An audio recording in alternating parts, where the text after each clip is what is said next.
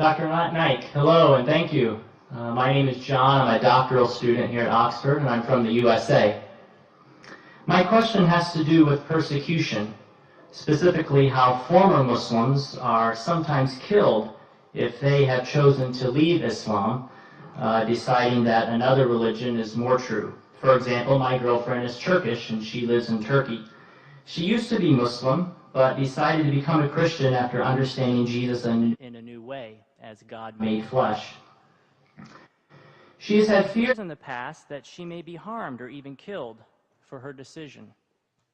In light of the recent attention to this matter in Pakistan with Miss Bibi and the blasphemy laws, my question is this: what are you doing, or what do you plan to do, to educate Muslims that if someone chooses to leave Islam, that person should not be killed? Well, that's a very important question. And he said that what if a person who's practicing Islamic faith changes to any other faith?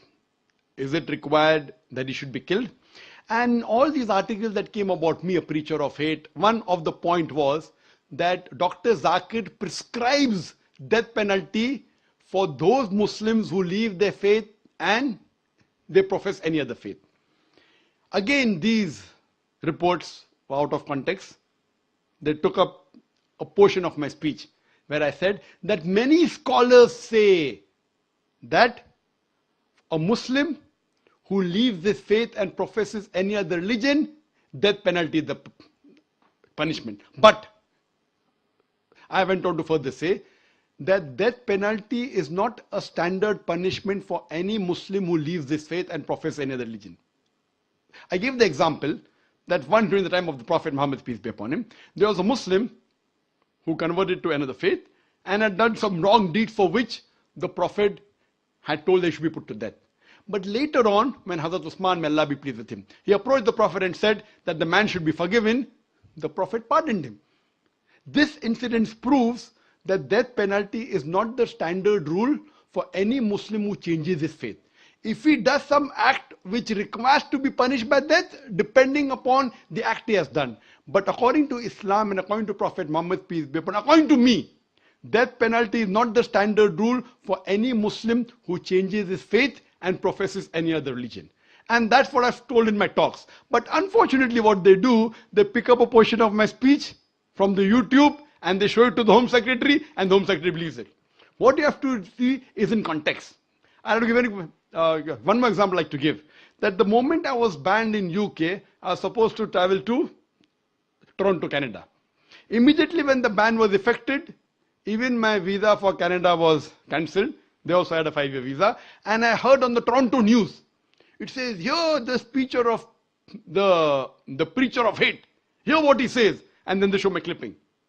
That when you beat your wife, don't beat on the face, point number 1. When you beat, you should not leave a mark on the body. Finish. Now they are showing a clipping, a portion of my answer. Anyone who hears these two statements, when you beat your wife, don't beat on the face. When you beat, do not leave a mark on the body. A person would think that Zakir is showing how to beat your wife without leaving a mark. It was a portion of my answer when a non-Muslim asked the question that doesn't the Quran say that you should beat your wife? And I said the Quran says in Surah Nisa, chapter number 4, verse number 34. It says that when your wife is disloyal to you, first you admonish her. Point number 1. Admonish her first. Then you stop talking to her. Then stop sharing her bed. Then you can beat her lightly. The Arabic word is daraba. And when someone asked Ibn Abbas, may Allah be pleased with him, the companion of the Prophet, he said it means like beating with a toothbrush. And further the commentary says, so the Prophet said, when you beat your wife, you should not beat on the face, point number 1. Beat her in such a way that there's no mark left on the body. So this part was shown, and I continued. Islam and Quran never suggest wife bashing. It means you should beat with the toothbrush lightly. In modern terminology, I said beating with a handkerchief. Just a symbolic beating, such that you don't beat on the face, even the symbolic beating, and don't beat in a way in which there's no mark left on the body. That means there's an admonition.